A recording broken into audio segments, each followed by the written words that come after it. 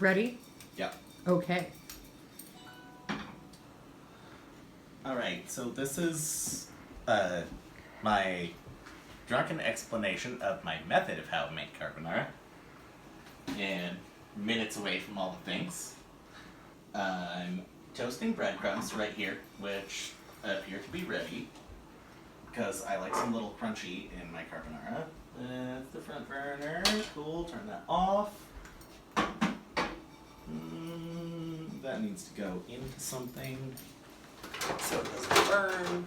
Here, I'll get you a bowl. Thank you.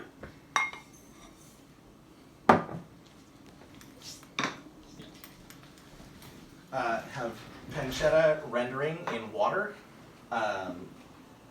which you do that so that it will fully cook the pancetta and pull all the fat out, and you'll get a more even cook on it, so that it's nice, just little crunchy bits, and there's plenty of fat there in the pan to just cook other stuff. That can take a minute. You want to give it like at least 5 minutes if you're throwing diced bacon or pancetta in with about like a quarter cup of water.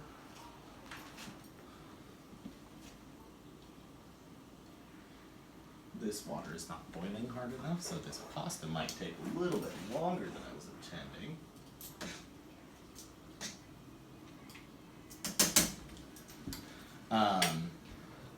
And for my eggs, I do per person 1 egg and 1 egg yolk, like per portion, and mix it up really well. Whisk it, use a fork, use an immersion blender, whatever.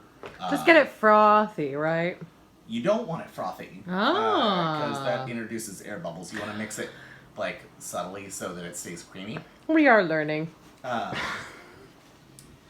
I have some blanched asparagus because I like green vegetable in my carbonara. I'm going to throw this in with the pancetta once all of the water is cooked off. I often use frozen green peas. Those Frozen always green work peas very are well. wonderful. They're very sweet. They have a little Yeah. sweetness that Yeah. really complements the carbonara. Let's talk about the other ingredients. What else do we have Then here? we've got Parmesan. And That would be Parmigiano Reggiano. Parmigiano Reggiano. That I hand grated. It actually does need to be hand grated. It needs to be microplaned. Yeah, Because it can't be something pre-grated because Yeah. that's just what heathens do. Well, it physically will not melt in, and you'll end up with chunky sauce. And see, And that's my timer for the pasta, so let's check it. I Dinkly don't dink. think it's actually done. I'm glad that we're all on the same page about this hand grating. This is definitely not done. No, that does not look done. It's still sticky. Yum, yum, yum, yum, yum, yum, yum. It is close. I'm gonna restart that. I started that timer at 9 minutes. I'm gonna start it for another 3. That sounds super reasonable. So, we have pancetta. We have toasted panko. We have rendering pancetta. We have pasta. We have eggs. And we have a nuts. We have black pepper, which Oh, is very important very to me important. for this particular dish. I like a shitload of black pepper. Aren't you glad that I bought that recently? I'm so glad. My very nice pepper grinder with my very nice pepper is in Ashland. Hi, Cool. Nicole. Hi, Nicole.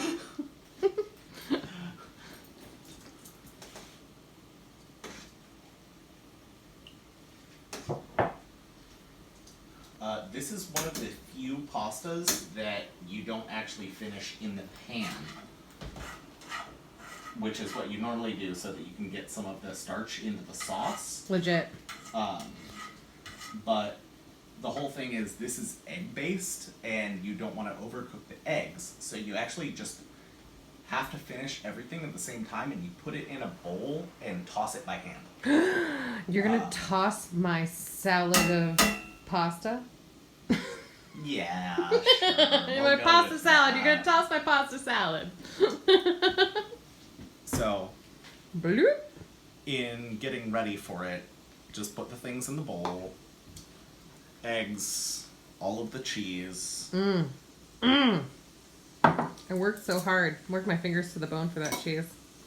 I can hear that is almost ready for the vegetables put in. Just so much black pepper. That's my personal taste. I want this dish with a shitload of black pepper. So we're only going to use a little bit of pancetta. Interesting.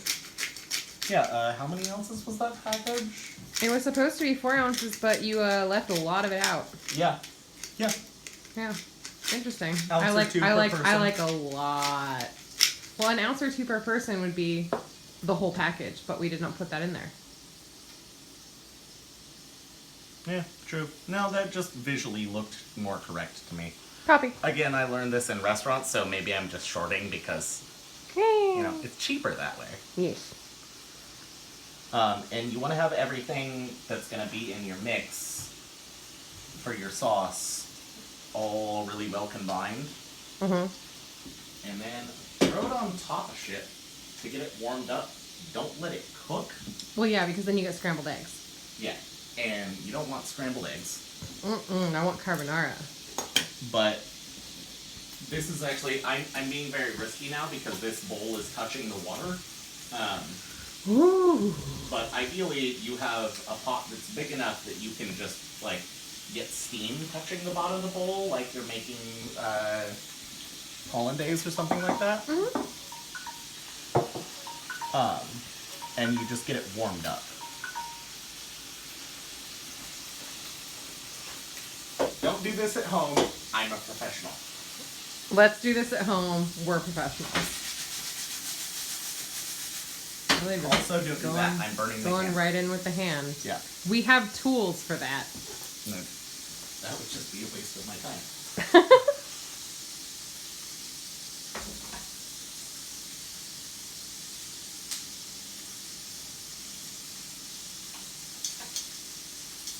Pasta's done. That's almost rendered enough to be brown. We'll leave that on.